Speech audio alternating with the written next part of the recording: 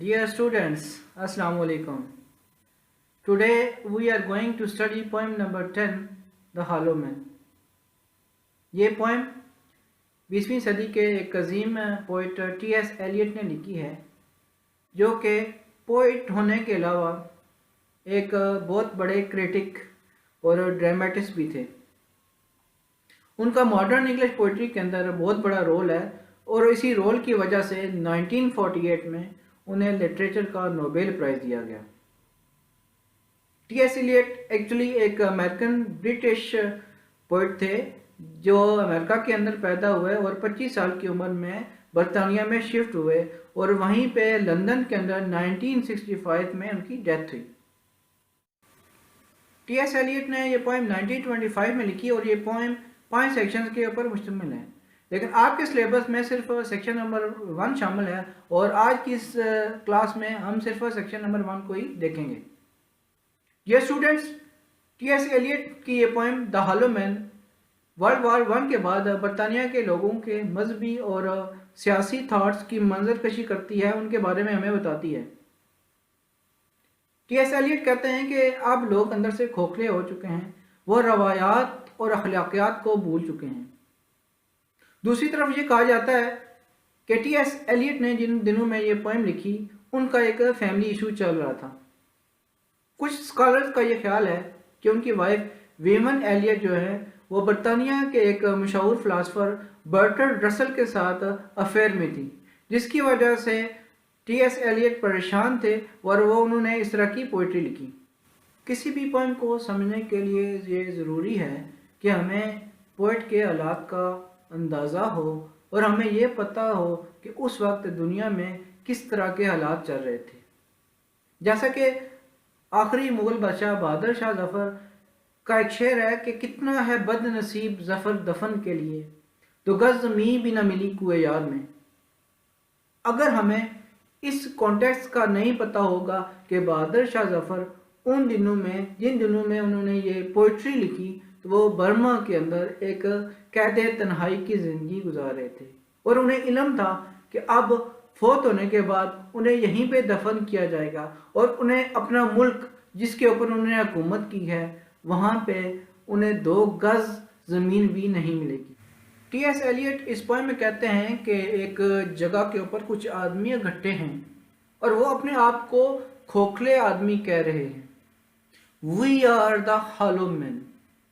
हमारे जिस्म dried material से बने हुए हैं और हमारे दिमाग के अंदर भूसा भरा हुआ है। हमारे अंदर सोचने समझने की कोई सलाहियत नहीं है। जब हम बात करना चाहते हैं तो हम सरगोशी में बात करते हैं, क्योंकि हमारे अंदर इतना कॉन्फिडेंस नहीं है कि हम लाउड आवाज़ में बात कर सकें। हमारा जिस्म बगैर ढांचे के है, हमारी आवाज़ों के अंदर कोई असर नहीं है, हमारे इशारों का कोई मतलब नहीं है। इसके बाद टी.एस. एलियट कहते हैं कि वो लोग जो इस दुनिया से चले गए हैं वो इन खोखले आदमियों के बारे में पहले तो सोचते ही नहीं होंगे। अगर सोचते हैं तो वो ये सोचते होंगे कि ये जो हैं खोखले आदमी हैं, ये हॉलो मैन हैं, ये स्टफ्ड मैन हैं। Dear students, let's read the poem The Hollow Man. We are the hollow men. We are the stuffed men leaning together, headpiece filled with straw, alas. Our dried voices when we whisper together are quiet and meaningless, as wind in dry grass or rat's feet or broken glass in our dry cellar. Shape without form, shade without color, paralyzed force, gesture without motion. Those who have crossed with direct eyes to death's other kingdom, remember us, if at all, not as lost, violent souls, but only as hollow men, the stuffed men. T S. Eliot ने इस poem को free verse में लिखा है और free verse ऐसी poetry को कहा जाता है जिसके अंदर किसी भी रेगुलर रिदम या पैटर्न को फॉलो नहीं किया जाता, और इस तरह की पोइट्री के अंदर हमें सिर्फ नेचुरल रिदम देखने को मिलता है। डियर स्टूडेंट्स, इस पोएम की एक्सप्लेनेशन में जाने से पहले हम इसके मुश्किल अल्फाज के मीनिंग देख लेते हैं ताकि हमें एक्सप्लेनेशन करने में आसानी हो। तो सबसे पहला वर्ड है हालो। हालो का मतलब होता है खोखला होना या अंदर से खाली होना। Stuffed filled with some useless material, कोई भी चीज़ किसी रॉ मटेरियल या ड्राइड मटेरियल या बेकार चीज़ से भरी होती है तो उसके लिए स्टफ्ड का वर्ड यूज़ किया जाता है। हेड पीस, ब्रेन या दिमाग। स्ट्रॉ, ग्रास यानी भूसे को कहा जाता है। विस्पर, सरगोशी करना या मरमर करना या मरमर को कहा जाता है। लीनिंग, रेस्टिंग अगेंस्ट, जब कुछ लोग एक दूसरे के साथ झुके होते हैं या सहारा लेके खड़े होते हैं तो उस सिचुएशन को लीनिंग कहा जाता है। सेलर, बेसमेंट यानी तहखाने को कहा जाता है। पैरालाइज्ड, डिसेबल्ड या मफलूज, जेस्चर, साइन को कहा जाता है। डियर स्टूडेंट्स, अगर आपको मेरे लेसन की समझ आ रही है और आप मज़ीद लेसन को पढ़ना चाहते हैं तो मैं आप लोगों से गुजारिश करूंगा कि आप इस चैनल को सब्सक्राइब करें। इसके अलावा अगर आपके कोई दोस्त या कोलीग भी इसी सिलेबस को फॉलो कर रहे हैं तो मैं आपसे दोबारा कहूँगा कि आप उन लोगों से भी कहें कि इस चैनल को सब्सक्राइब करें ताकि वो भी आने वाले लेसन को पढ़ सकें। तो डियर स्टूडेंट, अब हम इस पॉइंट की एक्सप्लेनेशन की तरफ आते हैं। We are the hollow men. We are the stuffed men leaning together. Headpiece filled with straw. Alas. In lines में टी.एस. एलियट कहते हैं कि कुछ लोग एक जगह पे इकट्ठे हुए हैं। वो अपने आप को खोखले आदमी कहते हैं। वो कहते हैं कि we are the hollow men. Actually ये जो फ्रेज है we are the hollow men, ये जोसेफ कॉनरेड के famous novel heart of darkness से लिया गया है। दूसरी लाइन में वो हालो मैन कहते हैं कि we are the stuffed man, हम ऐसे आदमी हैं जिसके अंदर स्कैरक्रो की तरह रॉ मटेरियल या ड्राइड मटेरियल भरा हुआ है। आप में से कुछ लोगों को खेतों के अंदर इस तरह के इंसान नजर आए होंगे। एक्चुअली उनको स्कैरक्रो कहा जाता है, वो लाइव बंदे नहीं होते। और इस स्कैरक्रो के अंदर भूसा या कोई कपड़े वगैरह डाल के इस तरह की शक्ल दी जाती है कि वो दूर से नजर आए कि वो इंसान खड़ा है। एक्चुअली स्कैरक्रो खेतों के अंदर लगाने का मकसद ये होता है कि परिंदे जो फसलों को नुकसान पहुंचाने के लिए आना चाहते हैं वो इस स्कैरक्रो को इंसान समझ के भाग जाएं। इन लाइन्स में हालोमैन कहते हैं कि हमारे जिस्म भी स्कैरक्रो की तरह घास और ड्राइड मटेरियल से भरे हुए हैं और हमारा जो दिमाग है उसके अंदर भी भूसा भरा हुआ है और ये बहुत ही अफसोस की बात है। We are the hollow men. We are the stuffed men leaning together. Headpiece filled with straw. Alas. The phrase "we are the hollow men" is taken from Joseph Conrad's famous novel Heart of Darkness. In these lines, T.S. Eliot says that some people are leaning together and saying that they are the hollow men. Their body is made of dried material. They are like scarecrows. Their brain is also full of straw. They are useless with this body and mind. Our dried voices, when we whisper together, are quiet and meaningless. The hollow men अपनी बात को जारी रखते हुए या अपनी description को जारी रखते हुए कहते हैं कि our dried voices, हमारी खुश्क बातें, हमारी खुश्क आवाज़ें, when we whisper together are quiet and meaningless, जब हम इकट्ठे सरगोशी करते हैं तो कोई आवाज़ पैदा नहीं होती और उन बातों का कोई मतलब नहीं होता। हमारे अंदर इतना कॉन्फिडेंस नहीं है कि हम ऊंची आवाज़ में बात कर सकें। Our dried voices when we whisper together are quiet and meaningless. Our voices are so dried out that we cannot hear these voices. There is no sense in our whisper.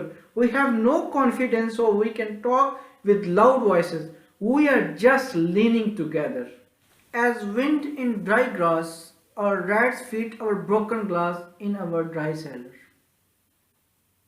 In line में हालोमैन कहते हैं कि जब हम बात करते हुए whisper करते हैं या जब हम बातें कर रहे होते हैं तो सिर्फ इतनी ही आवाज़ पैदा होती है जैसे खुश घास के ऊपर हवा चलने से आवाज़ पैदा होती है, या हमारे एक बेसमेंट के अंदर जब चूहा टूटे हुए शीशों के ऊपर से चलता है तो जो आवाज़ पैदा होती है हमारी बात करने से या हमारे विस्पर करने से सिर्फ उतनी ही आवाज़ पैदा होती है।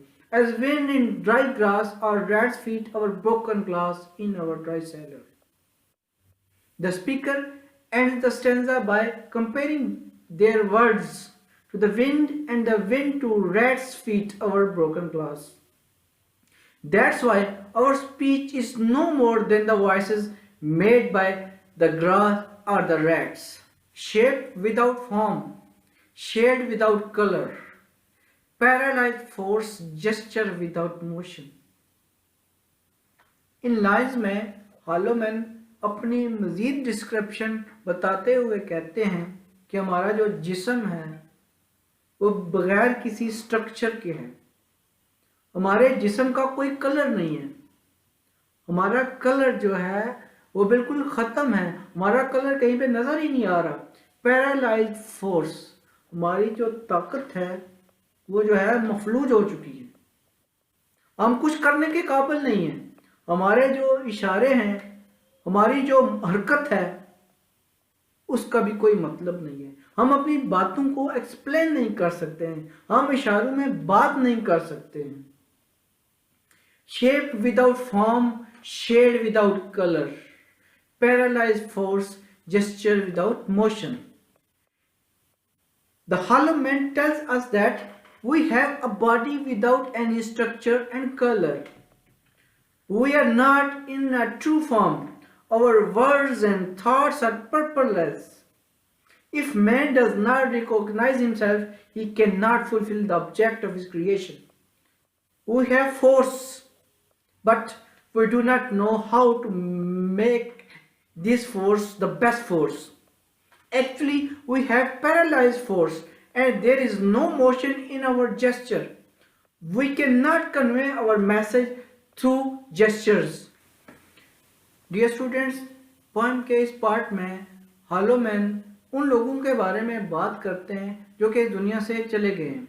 Those who have crossed with direct eyes to death's other kingdom. कि वो लोग जो कि इस दुनिया से जा चुके हैं, वो लोग जो मौत की आंखों में आंखें डालकर इस दुनिया से जा चुके हैं और इस वक्त दूसरी दुनिया में मौजूद हैं। Remember us if at all not as lost. अगर वो हमें याद भी करते हैं तो बहुत थोड़ा याद करते हैं। Those who have crossed with direct eyes to death's other kingdom, remember us if at all not as lost. In these lines, the speaker talks about the dead man. He says that those who have already departed from this life do not know of our ignorance and dullness. If they think about us, they think very less. Violent souls, but only as the hollow men, the stuffed men. If they think about us, they are not the good souls, because we are the hollow men, and there is no need to think about useless persons. We are just hollow and stuffed men. This is a lamenting note on modern man's soulless life. Dear students, इस poem के अंदर हमने देखा है कि T.S.. Elliott उन लोगों के बारे में बात करते हैं जो कि अपनी रवायात और अखलाकियात को भूल चुके हैं, जो कि अंदर से खोखले हो चुके हैं। खोखले आदमी कहते हैं कि हमारा जो जिस्म है, हमारी जो बॉडी है, वो ड्राइड मटेरियल से बनी हुई है और हमारे दिमाग के अंदर भूसा भरा हुआ है। हमारे अंदर सोचने समझने की सलाहियत ख़त्म हो चुकी है। हम बात करते हैं तो सरगोशी से बात करते हैं क्योंकि हमारे अंदर इतना कॉन्फिडेंस नहीं है कि हम ऊंची आवाज़ में बात कर सके। हमारी शक्ल जो है उसके अंदर रंग नहीं है, हमारी जो बॉडी है उसका कोई स्ट्रक्चर नहीं है। हम इशारा करते हैं तो अपनी बात समझा नहीं सकते, हमारे इशारों के अंदर कोई हरकत नहीं है।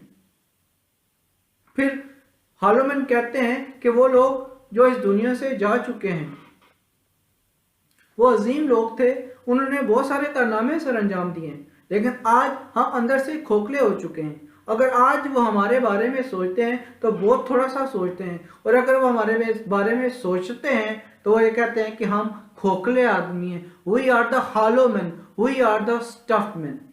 स्टूडेंट्स, मैं उम्मीद करता हूँ कि आपको आज का लेसन बखूबी समझ आया होगा। एक्चुअली इस चैनल को बनाने का बुनियादी मकसद ये था कि आप जैसे बच्चों के लिए जो कि घरों में बैठे हुए हैं उनकी ज़िंदगी में आसानियाँ पैदा की जाएं, उनके लिए ऐसी वीडियोस बनाई जाएं ताकि वो अपने लेसन्स को अच्छे तरीके से समझ सकें। तो आपसे गुजारिश करता हूँ कि इस चैनल को सब्सक्राइब करें और अपने दोस्तों को भी इस बारे में गाइड करें और उन्हें इस चैनल को सब्सक्राइब करने का कहें ताकि वो भी इन असबाब को, इन लेसन्स को अच्छे तरीके से समझ सकें। कहते हैं कि आप दूसरों के लिए आसानियाँ पैदा करते हैं तो अल्लाह ताला आपसे खुश होता है और आपकी अपनी ज़िंदगी में भी आसानियाँ पैदा होती हैं। अल्लाह ताला आप सबका हामी व नासर हो। अल्लाह हाफिज़।